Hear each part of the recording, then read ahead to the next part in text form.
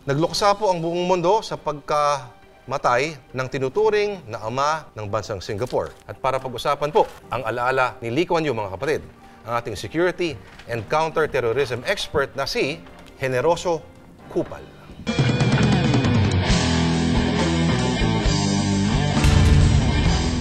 Ako po si Generoso Kupal, si Kyo sa umaga sa isang theme park sa QC. Ngunit, eksperto sa komentaryo sa gabi. Ako kasama ang buong angkan ng mga kupal sa Bohol ay lubos na nakikiramay sa mga taga-Singapore sa pagpanaw ng kanilang minamahal na si Lee Kuan Yew. Sana ay magkaroon ng kagaya ni Lee Kuan Yew sa mga susunod nating mga pinuno. Sana yung may balanse ng paghigpit at sapat na talino. Hindi yung parang mga leader natin ngayon, mga wala nangang bayag, parang wala ring utak. Tama si Lee Kuan Yew. Tayong mga Pinoy ay masyadong malambot at mapagpatawad. Ikulong ang dapat ikulong. Hindi lang yung kalaban sa politika. Ikulong ang may sala at huwag magpabulag sa ating mga luha. At kung sino ang nagkukumpara kay Binay, kay Lee Kuan Yew, maya ka naman sa makapal na balat mo. Si Lee Kuan Yew, pinayaman ang Singapore. Ang Makati, pinayaman si Binay. Yan ang kaibahan ng dalawa. Yun nga lang, si Lee Kuan Yew hindi nagbigay ng libreng cake pag birthday mo. Sabi niya, dati, mas gugustuhin niya na katakutan kaysa mahalin. Tama si Lee Kuan Yew, hindi demokrasya ang kailangan natin, kundi disiplina. Dapat tayong mga Pinoy ay matigas.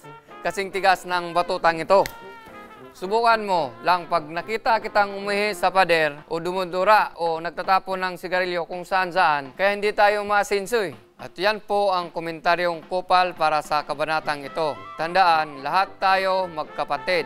Isa ang ating lahi, isa ang bansa, isa rin dapat ang ating pangalan. Kung kupal ako, kupal ka din. Kupal tayong lahat.